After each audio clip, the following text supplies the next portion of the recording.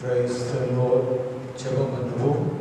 கர்த்தர் தாமே இந்த நாட்கள் நம்மோடு இடைப்பட்டு தேவ வார்த்தைகளை தந்து நம்மை கேட்கும்படியாக நம்மை ஆண்டவர் ஆசீர்வதித்து விசேஷமாக கர்த்தராகிய இயேசு கிறிஸ்துவுடைய வருகைக்கு நம்மை ஆயத்தப்படுத்துவதற்காக இந்த கடைசி காலத்தில் நடக்கிற சம்பவங்களை அறிந்து கிறிஸ்துவின் வருகைக்கு நம்மை ஆயத்தப்படுத்துவதற்கு செய்யும்படியாக கண்களை மூடி ஆண்டவரை நோக்கி பார்த்து ஜெபிப்போம்.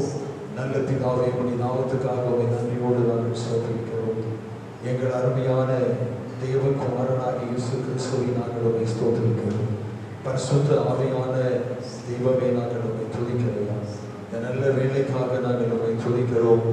இந்த பரிசுத்தமான இந்த நல்ல நாளை எங்களுக்கு ஆசீர்வதி தந்து ஆண்டவரை இந்த நாள் ஆராதனையின் தெய்வம் மகிமைப்படுத்தி கர்த்தர் தம்முடைய வார்த்தைகளை தந்து ஜனங்களை மகிழ்வித்து எப்படியாவது ஆண்டவரை உடைய வருகைக்கு ஒவ்வொருவரும் அமைக்கப்படுவதற்காக தேவனுக்குள்ளாக விழித்திருந்து ஆண்டவர் நாமத்தை மகிமைக்கென்று வாழ கர்த்தர் கிருபை அளிக்கும்படியாக ஜெபிக்கிறேன்.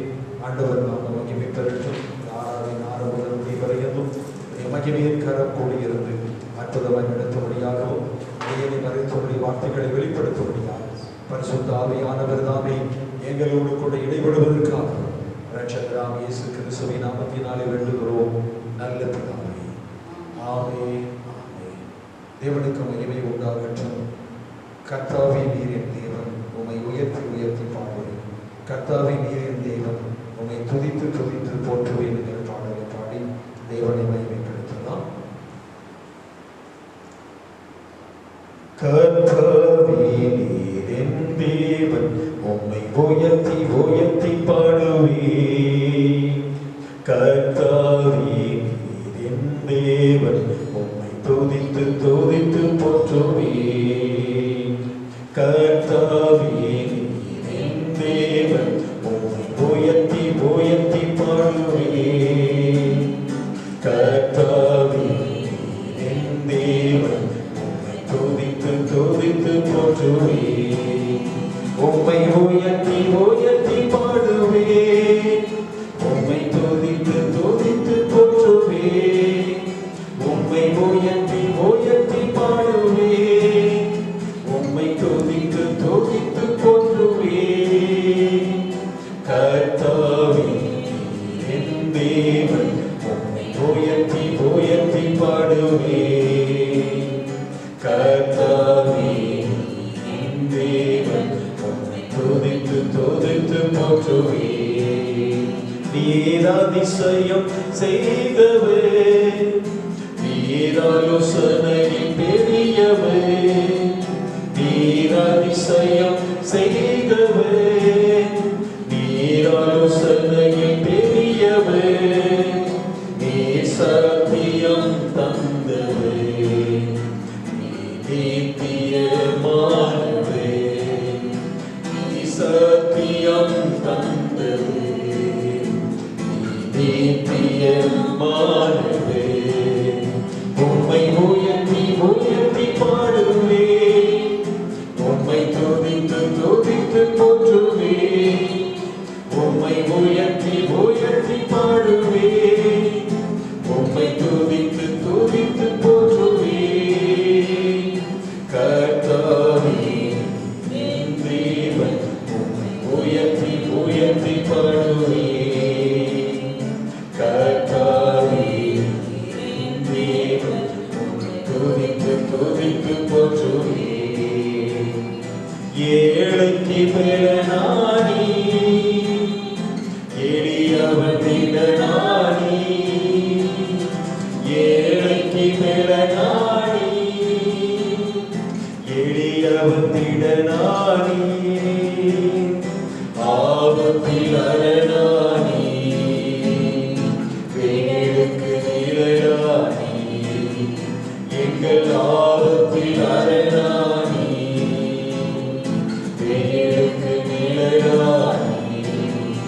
உம்மை உயர்த்தி உயர்த்தி பாடுவேன். உம்மை துதித்து துதித்து போற்றுவேன். உம்மை உயர்த்தி உயர்த்தி பாடுவேன். உம்மை துதித்து துதித்து போற்றுவேன். கர்த்தாவே, என் தேவன், உம்மை உயர்த்தி உயர்த்தி பாடுவேன். தேவன் உம்மை துதித்து துதித்து போற்றுவேன். மரணத்தை ஜெயித்தவரே, கண்ணீரை துடைத்தவரே, மரணத்தை ஜெயித்தவரே, கண்ணீரை துடைத்தவரே, நிந்தையை நீக்கினவரே, நிம்மதி தந்தவரே, எங்கள் நிந்தையை நீக்கினவரே, நிம்மதி தந்தவரே, உம்மை உயர்த்தி உயர்த்தி பாடுவே, உம்மை துதித்து துதித்து போற்றுவே, உம்மை உயர்த்தி உயர்த்தி பாடுவே, உம்மை துதித்து துதித்து போற்றுவே. கர்த்தாவே என் தேவன், உம்மை உயர்த்தி உயர்த்தி பாடுவே. கர்த்தாவே என் தேவன், உம்மை துதித்து துதித்து போற்றுவே. இவரே நம் தேவன், இவருக்கு காத்திருப்போம். இவரே நம் தேவன், இவருக்கு காத்திருப்போம். இவர் நம்மை ரட்சிப்பாரே, களி கொண்டு மகிழ்ந்திருப்போம். இவர் நம்மை ரட்சிப்பாரே, களி கொண்டு மகிழ்ந்திருப்போம். உம்மை உயர்த்தி உயர்த்தி பாடுவே, உம்மை துதித்து துதித்து போற்றுவே, உம்மை உயர்த்தி உயர்த்தி பாடுவே, உம்மை துதித்து துதித்து போற்றுவே. கர்த்தாவே என் தேவன், உம்மை உயர்த்தி உயர்த்தி பாடுவே. கர்த்தாவே என் தேவன், உம்மை துதித்து துதித்து போற்றுவே. ஆமென். கர்த்தருக்கு மகிமை உண்டாகட்டும். வானம் உலகவே பூமி அதிரவே இயேசு வருகிறார், நீ ஆயத்தமாக. மனிதனே உன் மனிதனே என்ற பாடலை பாடி தேவனை மகிமைப்படுத்துவோம். வானம் உலகவே பூமி அதிரவே இயேசு வருகிறார், நீ ஆயத்தமாக. வானம் உலகவே பூமி அதிரவே இயேசு வருகிறார், நீ ஆயத்தமாக. மனிதனே ஓ மனிதனே, மனிதனே ஓ மனிதனே, மனிதனே ஓ மனிதனே, மனிதனே ஓ மனிதனே. இயேசு வருகிறார், நீ ஆயத்தமாக. நியாயம் தீர்ப்பார், நீ பாவத்தை மீது. இயேசு வருகிறார், நீ ஆயத்தமாக. நியாயம் தீர்ப்பார், நீ பாவத்தை மீது. மனிதனே ஓ மனிதனே, மனிதனே ஓ மனிதனே, மனிதனே ஓ மனிதனே, மனிதனே ஓ மனிதனே. பாவத்தில் வாழ்ந்திடும் மனிதனே, உன் பாவத்தை யாராலோ நீங்குவார். பாவத்தில் வாழ்ந்திடும் மனிதனே, உன் பாவத்தை யாராலோ நீங்குவார். பாதகனை போல நீ அழைகிறாய், உன் பாவத்தின் சுமையானே அழைகிறாய். பாதகனை போல நீ அழைகிறாய், நீ பாவத்தின் சுமையானே அழைகிறாய். வானம் உலகவே பூமி அதிரவே இயேசு வருகிறார், நீ ஆயத்தமாக. வானம் உலகவே பூமி அதிரவே இயேசு வருகிறார், நீ ஆயத்தமாக. வியாதியும் நோய்களும் வழிகளில், கண்ணீரும் குணங்களும் உன் வாழ்க்கையில். வியாதியும் நோய்களும் வழிகளில், கண்ணீரும் புலம்பலும் வாழ்க்கையில் சமாதானமின்றி நீ வாழ்கிறாய். சமாதான கர்த்தரை நீ அறிவாயோ? சமாதானமின்றி நீ வாழ்கிறாய். சமாதான கர்த்தரை நீ அறிவாயோ? வானமுலகமே பூமி அதிரவே இயேசு வருகிறார், நீ ஆயத்தமாகி. வானமுலகமே பூமி அதிரவே இயேசு வருகிறார், நீ ஆயத்தமாகி. சிலுவையில் உனக்காக தொங்கினார், உன் பாவத்தை நீக்கவே பலியானார். சிலுவையில் உனக்காக தொங்கினார், உன் பாவத்தை நீக்கவே பலியானார். நித்திய வாழ்வுக்கு தந்திரே உன்னையும் இயேசு இங்கு அழைக்கிறார்.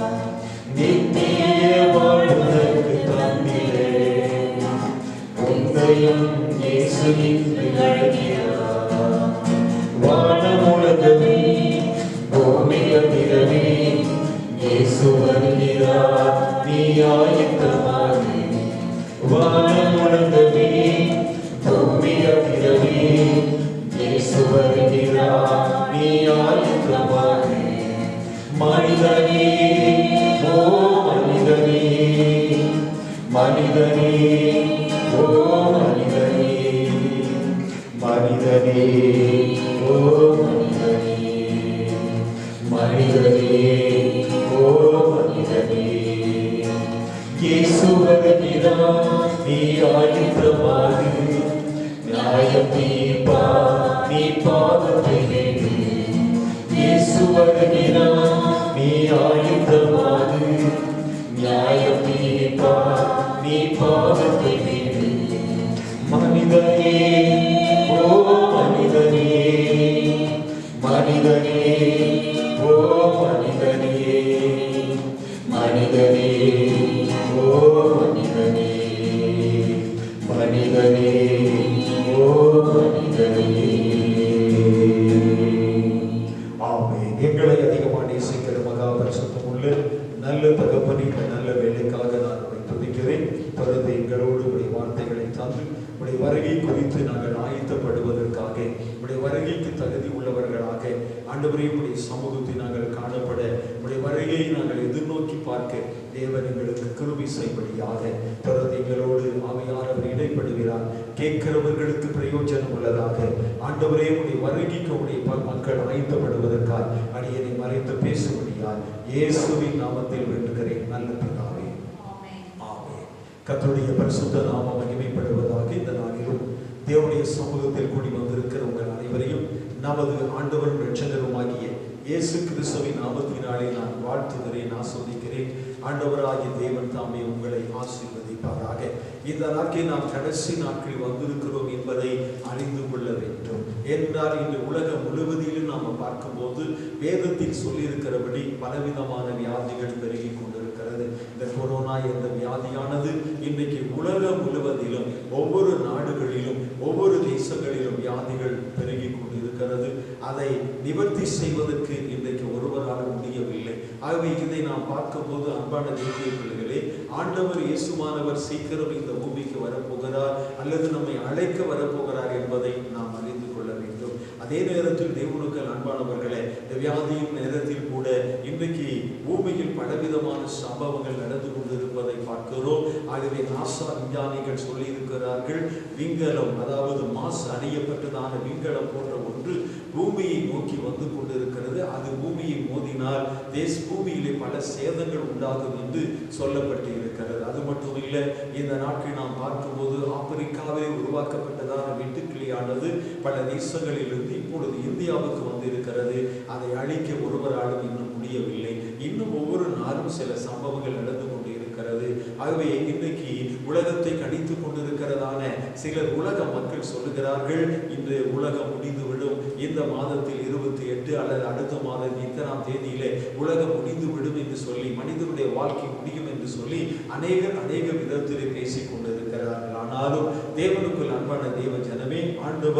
ஆண்டவருடைய வருகை, இந்த உலக முடிவு என்னது என்பதை நமக்கு வேதத்தில் தெளிவாக சொல்லப்பட்டிருக்கிறது. இந்த கடைசி காலத்திலே ஆண்டவர் இயேசு கிறிஸ்து சீக்கிரமாக பரிசுத்தவானாகி பரிசுத்த வாட்டிகளாய் இருக்கிற மனவாட்டியை அழைத்து கொண்டு தம்முடைய ராஜ்யத்துக்கு சேர்த்துக் கொள்வதற்காக கடைசி நாட்களில் இயேசு மத்திய வானத்தில் வெளிப்படுவார் என்று நாம் அறிந்திருக்கிறோம். அதை குறித்து ஆண்டவர் இயேசுவானவர் தான் இந்த பூமியில் இருந்த நாட்களில் அவர் சொன்ன காரியத்தை மத்திய எழுதின சுவிசேஷ புஸ்தகம் 24ஆம் அதிகாரத்திலும், மார்க் எழுதின சுவிசேஷ புஸ்தகம் 13ஆம் அதிகாரத்திலும், இன்னும் லூக்கா சுவிசேஷ புஸ்தகத்திலும் சொல்லப்பட்டு இருப்பதை நாம் வாசிக்கலாம். இன்றைக்கு ஒரு வசனத்தை நாம் தியானிக்கும் போது மத்திய எழுதின சுவிசேஷ புஸ்தகத்திலே 24ஆம் அதிகாரம் 42ஆம் வசனத்தை நாம் வாசிப்போமானால் அங்கே சொல்லப்பட்டு இருக்கிறது, உங்கள் ஆண்டவர் இன்ன நாழிகையிலே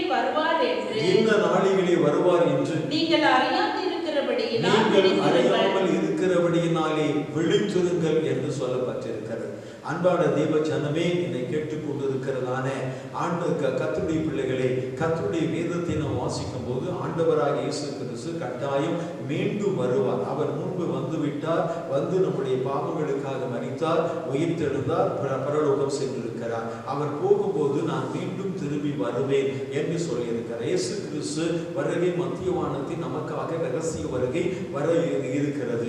அதற்கு நாம் ஆயத்தப்படுவதற்காக இன்றைக்கு உலகத்தில் நடக்கிற ஒவ்வொரு சம்பவங்களும், இனி வரப்போற நாட்கள் நடக்கிற சம்பவங்களையும் நாம் பார்க்கும்போது கிறிஸ்து சீக்கிரமாக வானம் மத்திய வானத்தில் வந்து தம்மை விசுவாசிக்கிறதான பரிசுத்தவான்களாகிய பரிசுத்தவாட்டிகளாகிய மனவாட்டியை தன்னோடு கூட சேர்த்துக் கொள்ள போவதற்காக சீக்கிரமாக இயேசு இந்த உலகத்தில் வருவார் என்பதை நாம் எதிர்பார்த்து கொண்டிருக்கிறோம். அப்படி என்றால் இயேசுவின் வருகைக்கு நம்மை ஆயத்தப்படுத்திக் கொள்ள தேவனுக்குள் அன்பானது வேதத்தில் ஆண்டவர் இயேசு கிறிஸ்துவும் அப்போஸ்தலராகிய பேதுருவும் பவுலும் கூட தன் நிருபங்களில் சொல்லி இருக்கிற காரியத்தை பார்க்கிறோம். இந்த கடைசி நாட்களில் உலகத்தில் நடக்கிற சம்பவங்களை அறிந்திருக்கிறபடினாலே கிறிஸ்துவின் வருகைக்காக நாம் என்ன செய்ய வேண்டும் என்றால், அன்பான தேவனுடைய பிள்ளைகளே, நாம் எச்சரிக்கையாய் இருக்க வேண்டும் என்று சொல்லப்பட்டிருக்கிறது.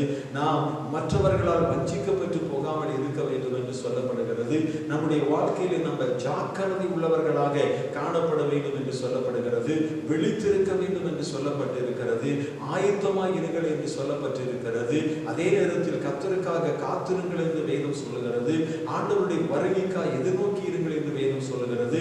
முடிவு வரை என்றும் நிலைத்திருங்கள் என்று வேதத்தின் பல இடங்களிலே இயேசுவானவரும் அப்போஸ்தலர்களும் சொல்லப்பட்டதான காரியத்தை நாம் பார்க்கிறோம். இவைகளை எல்லாம் அநேக காரியங்களை தேவன் எழுதி வைத்திருக்கிறார். இதுபோல தேவனுக்கு அன்பான தேவ பிள்ளைகளே, எப்பொழுதும் ஆண்டவராகிய இயேசுவின் வருகைக்காக, அவருடைய வருகையில் மறுவாக்கப்படுவதற்காக நாம் எந்த சூழ்நிலையிலும் ஆயத்தமாய் இருக்க வேண்டும். இன்றைக்கு நாம் வாசிக்கப்பட்டதான இந்த வேத வசனத்தை நாம் பார்க்கும்போது, நீங்கள் விழித்திருங்கள் என்று சொல்லுகிறார். நான் அவர் வரும் நாளையாவது, உங்கள் ஆண்டவர் வரும் நாளையாவது நாளிகையாவது நீங்கள் அறியாது இருக்கிறபடியினாலே நீங்கள் விழித்திருங்கள் என்று சொல்லப்பட்டிருக்கிறது. ஆகவே தேவனுக்குள் அன்பான தேவ ஜனமே, இன்றைக்கு ஒவ்வொரு தேவனுடைய ஊழியக்காரர்களுக்கும் ஒரு நல்ல விழிப்பு தேவைப்படுகிறது. ஒவ்வொரு விசுவாச மக்களுக்கும் ஒரு விழிப்பான வாழ்க்கை தேவைப்படுகிறது. சபையில் இருக்கிற தேவனுடைய பிள்ளைகளாகிய ஒவ்வொருவருக்கும் ஒரு விழிப்பான வாழ்க்கை தேவைப்படுகிறது. இந்த கொரோனா நிமித்தமாக சபை கூடுதலில் வர முடியாது விட்டாலும் நீங்கள் வீடுகளில் இருக்கலாம், நீங்கள் வேலைகளுக்கு போகலாம். ஆனாலும் தேவனுக்குள் அன்பானவர்களே, இந்த கொரோனா உங்களை மேற்கொள்ளாதபடிக்கு நீங்கள் ஒரு விழிப்பாய் இருக்கிறது போல ஆண்டவராகிய இயேசு கிறிஸ்துவானவர் ஒருவேளை இந்த ராத்திரி வேளையில, இந்த நாளிலே அல்லது இந்த காலத்தில் வருவார் என்றால், நீங்கள் அவரை சந்திப்பதற்காக, அவரோடு கூட தேவனுடைய ராஜ்யத்துக்குள்ளாக பிரவேசிப்பதற்காக நீங்கள் என்னவாய் இருக்க வேண்டும், விழித்திருக்க வேண்டும் என்பது வேதத்தினுடைய சட்டமாய் இருக்கிறது. ஆண்டவர் இயேசு கிறிஸ்து சொல்லுகிறார், நீங்கள் விழித்திருங்கள் என்று சொல்லி. அப்படி என்றால் அன்பான தேவனுடைய பிள்ளைகளே, நாம் வாழ்க்கையிலே அநேக காரியத்தை விழித்திருக்க வேண்டும் என்று வேதத்தின் பல இடங்களில் சொல்லப்பட்டிருப்பதை நாம் வாசிக்க முடியும். இன்றைக்கு சுருக்கமாக சில காரியங்களை உங்களோடு கூட பேசி ஜெபிக்க விரும்புகிறேன். ஆகவே வாழ்க்கையில் நாம் விழித்திருப்பது மிக அவசியமானது. அப்படி என்றால் நாம் எந்தெந்த காரியத்தில் விழித்திருக்க வேண்டும் என்று ஆண்டவர் இயேசு சொல்லியிருக்கிறார், பவுல் சொல்லியிருக்கிறார், பேதுரு சொல்லியிருக்கிறார் என்று சில வசனங்களை நாம் பார்க்கும்போது, வேதத்திலே மார்க் எழுதின சுவிசேஷ புஸ்தகத்திலே, தேவனுக்குள் அன்பான தேவ ஜனமே, மார்க் எழுதின சுவிசேஷ புஸ்தகத்திலே 13வது அதிகாரத்தை நாம் பார்க்கும்போது, மார்க் எழுதின சுவிசேஷ புஸ்தகம் 13ஆம் அதிகாரம் 33 வசனத்தை கொஞ்சம் படிச்சு பாருங்க. அக்காலத்தை நீங்கள் அறியாதபடியால் எச்சரிக்கையாய் இருங்கள். விழித்திருந்து ஜெபம் பண்ணுங்கள். கர்த்தருக்கு மகிமை உண்டாகட்டும். நாம் இங்கே வாசிக்கிறதான பகுதியிலே அக்காலத்தை நீங்கள் அறியாது இருக்கிறபடி, எக்காலத்தை ஆண்டவர் இயேசு கிறிஸ்து வரும் நாளை அக்காலத்தை நீங்கள் அறியாமல் இருக்கிறபடியினால், அவர் வந்து நம்மளை அழைத்து கொண்டு போற நாளை அறியாமல் இருக்கபடினால், நாம் மறுவாக்கப்பட வேண்டிய அந்த நாள் அறியாமல் இருக்கபடியினால, இந்த உலகத்தில் வரப்போற தீமைக்கு நம்மை தப்பித்துக் கொள்வதற்காக அந்த நாளை தேவன் நியமித்திருக்கபடினால், அந்த நாளை நாம் அறியாது இருக்கபடி நீங்கள் என்ன பண்ண வேண்டும்? விழித்திருந்து ஜெபம் பண்ணுங்கள் என்று சொல்லப்பட்டிருக்கிறது. வேதத்தின் பல இடங்களிலே விழித்திருந்து ஜெபிக்கிற காரியங்களை மத்திய 26:34-38 வசனம் 40 வசனத்தை வாசிக்கும் போது, கர்த்தர் எனக்காக ஒரு மணி நேரமாவது விழித்திருக்க கூடாதா என்று சொல்லியிருக்கிறார். லூக்கா சுவிசேஷ புத்தகம் 21:36 வசனத்தை வாசிக்கும் போது, இவைகளுக்கெல்லாம் நீங்கள் தப்பி மனுஷகுமாரனுக்கு முன்பாக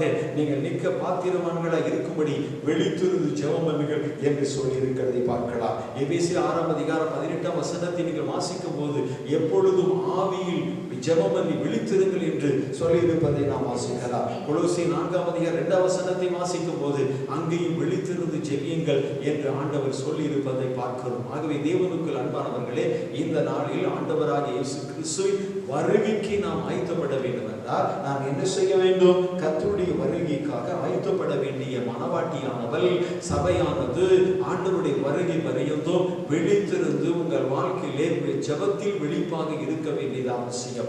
எப்பொழுதும் எல்லாவற்றிலேயும் ஜெபத்தில் விழித்திருங்கள், ஜெபத்திலே ஜெபம் பண்ணி கொண்டிருங்கள். ஒவ்வொரு நாளும் உங்கள் ஜெப நேரத்தை கூட்டுங்கள் என்று வேதம் சொல்லுகிறது.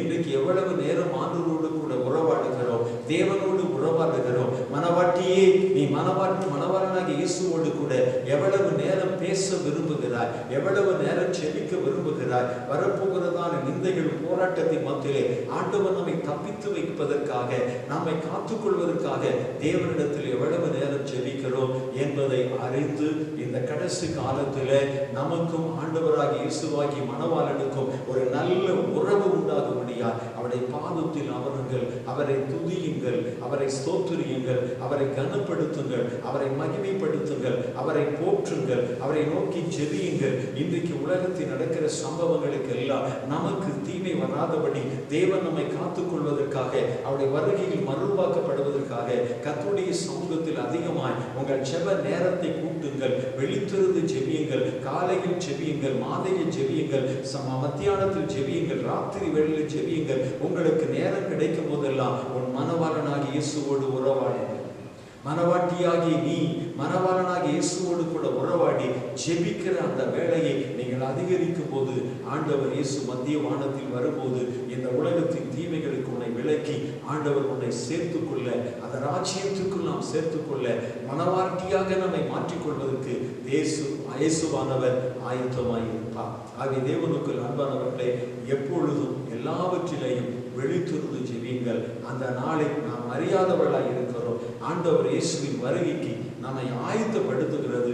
முதலாவது ஒரு விழிப்பு வேணும். அந்த விழிப்பு ஜெபத்தில் விழித்திருக்கிற அனுபவம், எப்பொழுதும் ஜெபிக்கிற ஒரு அனுபவம் தான் நம்மை ஆண்டவர் இயேசுவின் வருகைக்கு ஆயத்தப்படுத்தும் என்பதை நாம் அறிந்து கொள்ள வேண்டும். அடுத்தபடியாக தேவனுக்கு அன்பானவர்களே, 1 கொரிந்தியர் புத்தகம் 15வது வசனத்தை நாம் வாசிக்கும் போது 15ஆம் அதிகாரம் 34 வசனத்தை கொஞ்சம் படிச்சு பாருங்க. நீங்கள் பாவம் செய்யாமல் நீதி கேட்க விழித்துக்கொண்டு தெளிந்தவர்களாய் இருங்கள். சிலர் தேவனை பற்றி அறிவில்லாதவர்களாய் இருக்கிறார்களே. உங்களுக்கு வெட்கம் உண்டாக இவைகளை சொல்லுகிறேன். தேவனுக்கு மகிமை உண்டாகட்டும். ஆகவே தேவனுக்கு அன்பான தேவ ஜனமே, அங்கே வாசிக்கிற அந்த பகுதி பாருங்க. நீதிக்கேற்றபடி விழித்திருங்கள் என்று சொல்லி இருக்கிறார். நீதிக்கேற்றபடி விழித்திருங்கள். அன்பான தேவ பிள்ளைகளே, ஆண்டவரை ஏற்றுக்கொண்டிருக்கிற தேவனுடைய பிள்ளைகளாகி நம்முடைய வாழ்க்கையிலே, ஊழியர்களாக இருக்கிற நம்முடைய வாழ்க்கையிலே, விசுவாசிகளாக இருக்கிற நம்முடைய வாழ்க்கையிலே, சபையாகி மனவட்டியா இருக்கிற நம்முடைய வாழ்க்கையிலே தேவன் எதிர்பார்க்கிறது என்ன தெரியுமா? நீதிக்கேற்றபடி விழித்திருங்கள் என்று சொல்லி இருக்கிறார். இருக்கிறார். நம்முடைய தேவன் நீதி உள்ள தேவனாய் இருக்கிறார். நம்முடைய ஆண்டவராய் இயேசு நீதிபரராய் இருக்கிறார், நீதியின் ராஜாவாய் இருக்கிறார். ஆண்டவரை ஏற்றுக்கொண்டிருக்கிற தேவனுடைய பிள்ளைகளாகிய நம்முடைய வாழ்க்கையில என்னவாய் இருக்கணும்? நீதிக்கேற்றவர்களாய் விழித்திருங்கள்.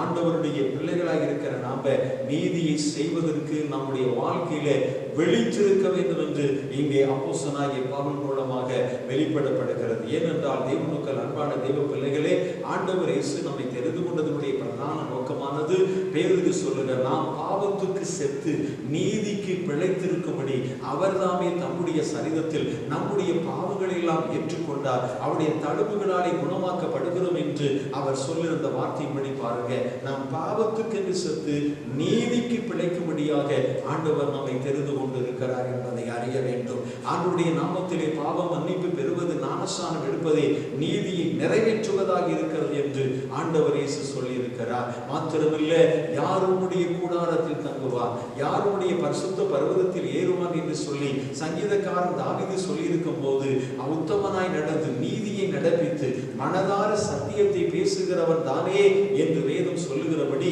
அன்பான தேவனுடைய பிள்ளை, நீதியை நடப்பிக்கிற மனிதன் ஆண்டவர் இயேசு கிறிஸ்துவுக்கு பிரியமானவனாய் இருப்பான். நீதியை நடப்பிக்கிறவர்கள் இயேசுவினுடைய மனவாட்டியாக மாறுவார்கள். அவர்களுக்கு நீதியின் வஸ்திரத்தை கொடுக்கப்பட்ட மெல்லிய வஸ்திரம் என்று சொல்லப்படுகிறது, அது நீதி என்று விளங்குகிறது. அவை தேவனுக்குள் அன்பான தேவ ஜனமே, ஆண்டவர் நம்மை தெரிந்து கொண்டதனுடைய பிரதான நோக்கம் இந்த பூமியிலே நீதியை நிலைநாட்டுவதற்காக, வேத நீதியை, தேவனுடைய நீதியை நிலைநாட்டுவதற்காக தேவன் நம்மை தெரிந்திருக்கிறார் என்பதை அறிந்து நம்முடைய வாழ்க்கையிலே தேவனுக்கு பிரியமாக புருஷனாய் இருக்கிற நீ உன் மனைவிக்கும் உன் பிள்ளைகளுக்கு பிரியமாய் இருந்து, மனைவியாய் இருக்கிற நீ உன் புருஷனுக்கும் பிள்ளைகளுக்கும் பிரிய நீதியாய் நடந்து, பிள்ளைகளாய் இருக்க நீங்கள் உங்கள் பெற்றோர்களுக்கு நீதியாய் நடந்து, செய்கிற வேலைகள் நீதியாய் இருங்கள், தங்கியிருக்கிற இடத்தில் நீதியை செய்யுங்கள், உங்கள் குடும்பத்தில் நீதியை செய்யுங்கள், சபைகளில் நீதியான காரியத்தை செய்து ஆண்டவருடைய வருகைக்கு மனவாட்டியாக மாற வேண்டும் என்பதை ஆண்டவர் வேதம் சொல்லுகிறது. ஆகவே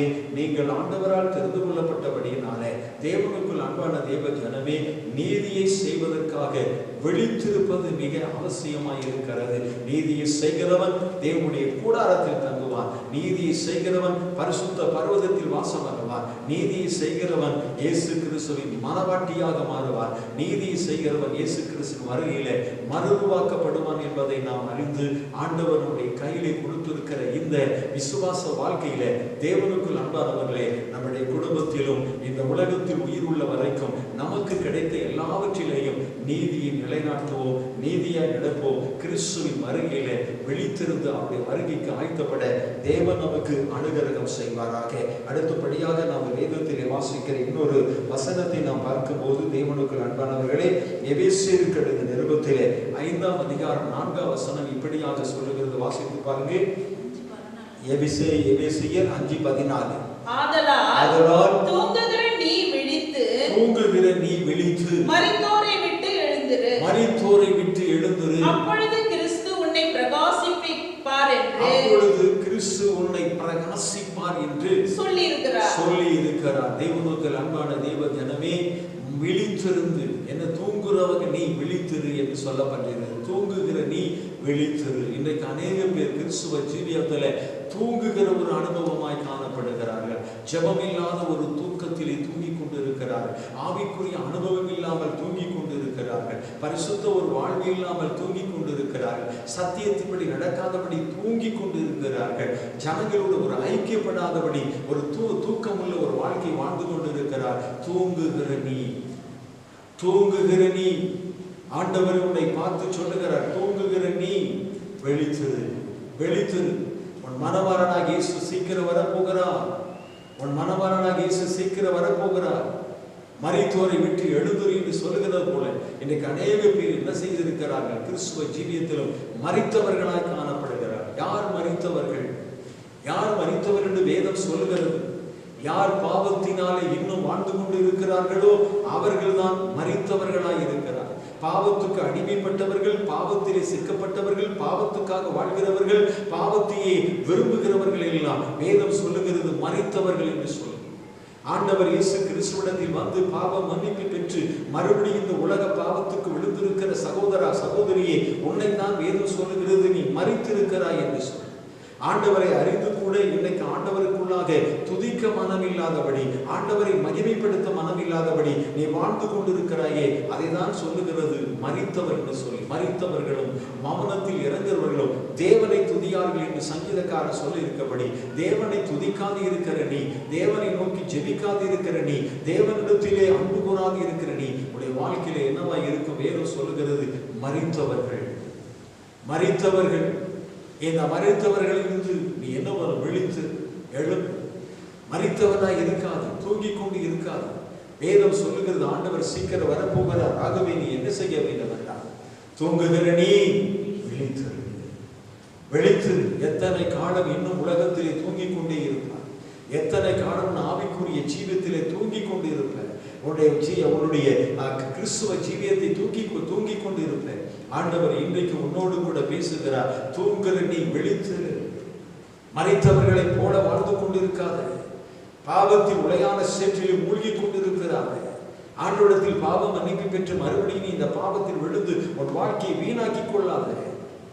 ஆண்டவருடைய பிள்ளையா இருக்கிற நீ எப்பொழுதும் ஆண்டவரை துதிக்க வேண்டிய உன் யாத்தோமாய் இன்னைக்கு அதை துதிக்காமல் ஆண்டவரை துதிக்காதபடி நீ உன்னை அடக்கி கொண்டிருக்காத.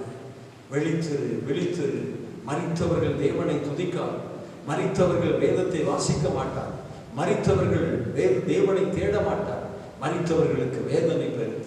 ஆகவே தேவனுக்குள் அன்பானவர்களே, மரித்தவரை விட்டு எழுந்திரு. மரித்தவரை விட்டு எழுந்திரு. கர்த்தர் இந்த கடைசி நாட்களில் உன்னை பிரகாசிக்க செய்ய விரும்புகிறார். இயேசுவின் வருகையில் உன்னை மறுவாக்க விரும்புகிறார். இயேசுவின் வருகையில் அவனை மனவட்டியாக மாற்ற விரும்புகிறார். அதனால தேவனுக்குள் அன்பான தெய்வ பிள்ளைகளே, தூங்குகிற நீ விழித்துரு என்று பவுல் சொல்லுகிறபடி வாழ்க்கையிலே எந்தெந்த காரியத்தை நாம் தூங்கி கொண்டிருக்கிறோமோ விழித்து எழும்புங்கள். ஆண்டவர் இயேசு சீக்கிரம் வரப்போகிறார். இதிலே நமக்கு ஒரு விழிப்பு வேண்டும் என்று வேதம் சொல்லுகிறது. அடுத்தபடியாக நான் இன்னொரு வார்த்தையை சொல்வேன். அண்ணா, வெளிப்படுத்தல் விசேஷம் 3ஆம் அதிகாரம் 2வது வசனத்தை படிக்கும் போது அங்கே சொல்லப்படுகிறது. வாசிப்போம். நீ விழித்துக் கொண்டு சாகிறதுக்கு ஏதுவாய் இருக்கிறவரை ஸ்திரப்படுத்து. உன் கிரியைகள் தேவனுக்கு முன் நிறைவுள்ளதாக நான் காணவில்லை என்று சொல்லப்படுகிறது. அன்பான தெய்வ பிள்ளைகளே, இங்கே சத்தை சபைக்கு ஆண்டவர் சொல்லுகிறார், நீ விழித்திருந்து சாவுக்கு ஏதுவானவைகளை நீ என்ன செய்யணும்? பிழைக்கிறதுக்காக பிரயாசம். அநேக காரியங்கள், அநேக பேர் சாவுக்கு ஏதுவாய் போய் கொண்டிருக்கிறார்கள். உன் குடும்பத்தில் இருக்கிற மக்கள் சாவுக்கு ஏதுவாக வாழ்ந்து கொண்டிருக்கிறார்கள். சபையிலே அநேக பேர் ஆண்டவரை அறிந்து கூட சாவுக்கு ஏதுவாக போய் கொண்டிருக்கிறார்கள். சத்தை சபையே, சத்தை சபை தூதனே, உன் சபையை பார், உன் சபையில் இருக்கிற மக்களை பார். அவர்கள் சாவுக்கு ஏதுவாக இருக்கிறார்கள். பிழைத்திருக்க வேண்டியவர்கள், மறுவாக்கப்பட வேண்டியவர்கள், ஆனால் சாவுக்கு ஏதுவான காரியங்களை செய்து கொண்டிருக்கிறார்கள். ஆகவேதான் ஆண்டவர் சொல்லுகிறார், நீ விழித்திருந்து சாவுக்கு ஏதுவானவைகளை சிறப்படுத்து. சாவுக்கு ஏதுவானவர்களை சிறைப்படுத்து. இன்றைக்கு ஆண்டவர் உன்னோடு பேசுகிறார். தேவனுக்குள் அன்பான தேவ ஜனமே, உன் குடும்பத்தில் இருக்கிற மக்கள் எப்படி இருக்கிறார்கள்? பிழைத்திருக்கிறார்களா? சாவுக்கு ஏதுவாக ஓடிக்கொண்டிருக்கிறார்களா? பரலோகத்துக்காக வாழ்கிறார்களா அல்லது பாதாளத்துக்காக வாழ்கிறார்களா? தேசுவின் பிள்ளைகளாய் வாழ்கிறார்களா அல்லது சாத்தானுடைய பிள்ளைகளாய் வாழ்கிறார்களா என்று யோசித்து பார். சாவுக்கு ஏதுவாக இருக்கிற அவர்களை நீ ஸ்திரப்படுத்துவதற்காக இன்றைக்கு ஆண்டவர் சொல்லுகிறார், விழித்திரு. உன் குடும்பத்தின் மக்கள் சாவதற்கு ஏதுவாக இருக்கக்கூடாது. அவர்களை பிழைக்க வைப்பதற்காக, ஸ்திரப்படுத்துவதற்காக கர்த்தர் இன்றைக்கு உன்னோடு பேசுகிறார். விழித்திரு, விழித்திரு என்று ஆண்டவர் சொல்லுகிறார். அதிநிமித்தமாக அநேக பேரை நாம் சாவிலிருந்து மீட்பதற்கு தேவன் உன்னை பயன்படுத்தும்படியாக ஆண்டவராக இயேசுவின் வருகையிலே நாமும் நம்மோடு கூட நம்முடைய குடும்பத்தாரும் சபை மக்கள் எல்லாரும் மறுரூபாக்கப்படுவதற்காக யார் யார் சாவுக்கு ஏதுவான காரியங்களை செய்து கொண்டிருக்கிறார்கள், யார் யார் பாவத்துக்கு ஏதுவான காரியங்களை செய்து கொண்டிருக்கிறார்கள், யார் யார் சத்தியத்துக்கு விரோதமான காரியங்களை செய்து கொண்டிருக்கிறார்கள், யார் யார் இன்றைக்கு உலகத்திலே அந்நிய முகத்திலே அகப்பட்டு கொண்டு அந்நியர்களை போல வாழ்ந்து கொண்டிருக்கிறார்கள், இவர்கள் எல்லாம் சாவுக்கு ஏதுவானவர்கள். இவர்களை மீட்பதற்காக இன்றைக்கு கர்த்தர் உன்னை பார்த்து சொல்லுகிறார், சீக்கிரமாக இயேசு வரப்போகிறார். இந்த காலத்தை பயன்படுத்திக் கொள். நாட்கள் கொள்ளாதவர்களாக இருக்கிறபடினாலே காலத்தை பிரயோஜனப்படுத்திக் கொள்ளுங்கள் என்று வேதம் சொல்லுகிறபடி இந்த நாட்களை நீங்கள் பயன்படுத்தி சாவுக்கு ஏதுவானவைகளை நீங்கள் மீட்டுக் கொள்வதற்காக விழித்திருங்கள் என்று ஆண்டவர் சொல்கிறார். கடைசியாக தேவனுக்கு அன்பானவர்கள் வெளிப்படுத்தும் விசேஷம் 16ஆம் அதிகாரம் 15வது வசனத்தை வாசிக்கும் போது, இதோ திருடனை போல் வருகிறேன், தன் மானம் காணப்படத்தக்கதாக நிர்வாணமாக நடவாதபடிக்கு விழித்துக்கொண்டு தன் வஸ்திரங்களை காத்துக்கொள்ளுகிறவன் பாக்கியவான் என்று சொல்லப்படுகிறது. அன்பான தெய்வ மக்கள், இயேசுவானவர் இதோ நான் திருடனை போல வருகிறேன் என்று சொல்லியிருக்கிறார். அவர் வரும் நாளையாவது ஒருவனும் அறியா, வானத்தில் இருக்கிற தூதரும் அறியா, இயேசுவும் அறியா, மூப்பர்களும் அறியா, பிதாவை ஒருவரை தவிர அவர் வருகையை பற்றி யாரும் அறிந்து கொள்ள முடியாது. அவர் வருகையை பற்றி நாம் அறிந்து கொள்வதற்கு அவர் இந்த பூமியிலே செய்து வருகிற கிரிகளை கண்டுதான் இயேசுவின் வருகை சமீபம் என்பதை நாம் உணர்ந்து கொள்ள வேண்டும். உலகத்திலே ஆண்டவரை அறியாத மக்களைப் போல நாம் மோசம் போக்காதபடிக்கு இந்த பூமியில் நடக்கிற சம்பவங்களை அறிந்து இதெல்லாம் ஆண்டவர் இயேசுடைய வருகைக்கு ஆயத்தப்படுவதற்காக பூமியில் சம்பவம் நடக்கிறது உணர்ந்து நாம் ஆயத்தப்படுத்திக் கொள்ள வேண்டும். அவை தேவனுக்கு அன்பான தேவ ஜனமே, இந்த பகுதியை நம்ம பார்க்கும் போது என்ன சொல்லப்படுகிறது? அன்பான தேவனுடைய பிள்ளைகளே, நீங்கள் என்ன செய்ய வேண்டும் என்றால், மீண்டும் வாசிக்கும் போது உங்கள் ஆண்டவர் என்ன நாழிகையிலே வருவார் என்று நீங்கள் அறியாதிருக்கிறபடியாலே விழித்திருங்கள். தேவனுக்கு அன்பான தேவ ஜனமே, ஆண்டவர் எந்த நேரத்தில் வருவான்னு தெரியாது. ஆகவே நீங்கள் நிர்வாணம் உள்ளவர்களாயிராதபடிக்கு வஸ்திரம் தரித்தவர்களாக நீங்கள் காணப்பட வேண்டியது அவசியமாய் இருக்கிறது.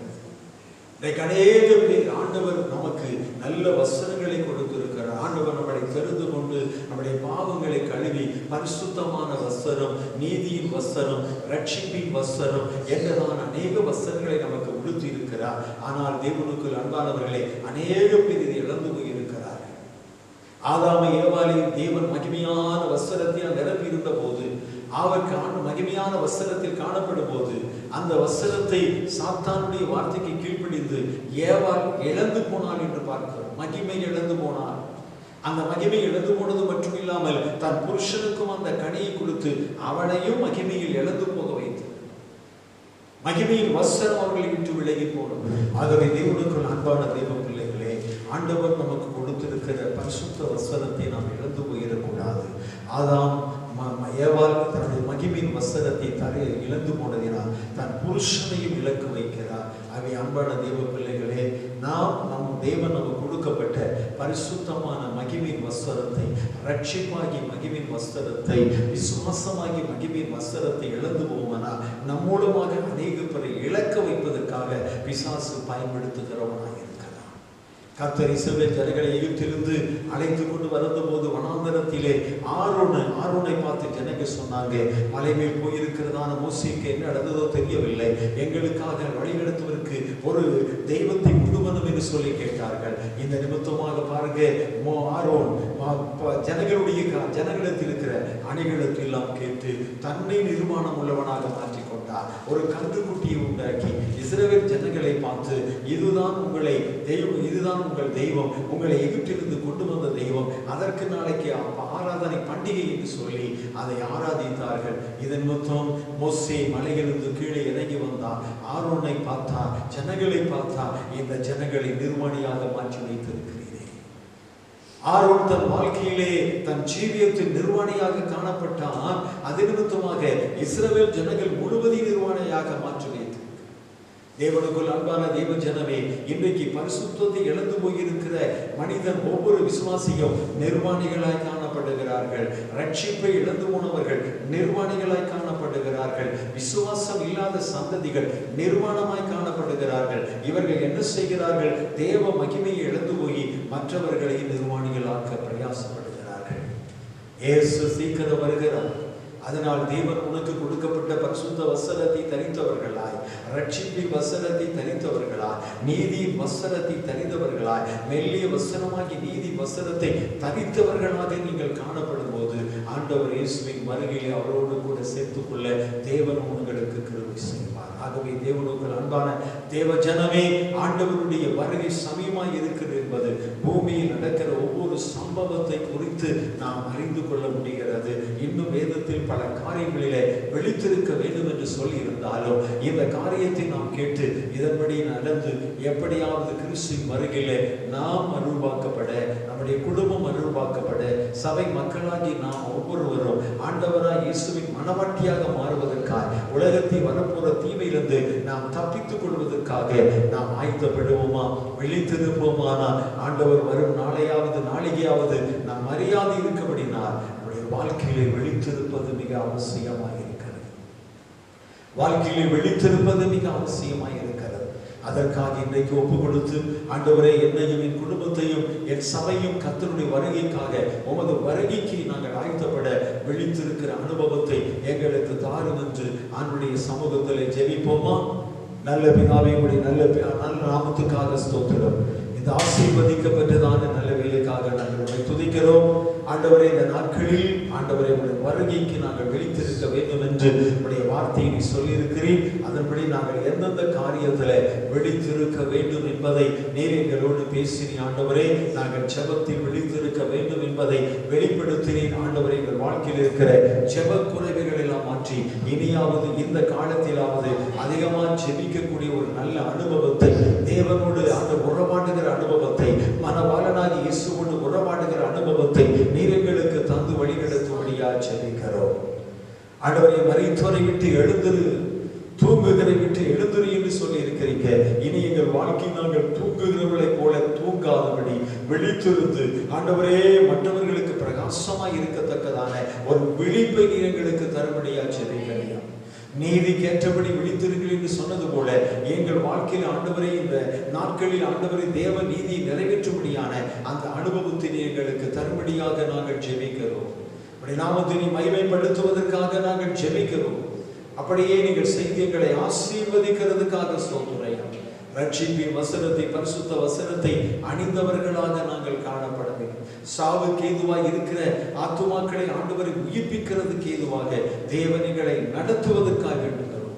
இப்படியான ஆண்டவரை விழிப்பை தந்து கர்த்தாவே நீ வருகிற நாட்கள் சமயமாய் இருக்குமானால் அந்த நாளிலே நாங்கள் உம்மை சந்திப்பதற்கு, உம்முடைய மனவாட்டியாய் மாறுவதற்கு, உம்முடைய ராஜ்யத்தை சுதந்தரிப்பதற்கு தேவன் இந்த நாட்களில் இந்த செய்தியை கேட்கிற ஒவ்வொரு மக்களும் விழித்திருந்து தங்கள் வாழ்க்கையிலே தேவனுக்கு பிரியமாய் வாழ்ந்து உம்முடைய வருகைக்கு ஆயத்தப்பட தேவன் கிருபை செய்யும். தங்களை ஆயத்தப்படுத்தட்டும், தங்கள் குடும்பத்தை ஆயத்தப்படுத்தட்டும், தங்களை சார்ந்திருக்கிற தேவ பிள்ளைகளையும் ஆயத்தப்படுத்துகிற நல்ல கிருபையை தந்து ஆண்டவர் வழி நடத்தும்படியாக ஆண்டவர் எப்படியாவது வருகையில் நாங்கள் மறுரூபமாக்கப்படுவதற்கு எங்களை தகுதிப்படுத்தும்படியாக எல்லா துதியும் கனமும் மகிமையும் உமக்கே நாங்கள் செலுத்துகிறோம். இரட்சகர் மீட்பரும் ஆகிய இயேசுவின் நாமத்தில் வேண்டுகிறோம் நல்ல பிதாவே, ஆமென்.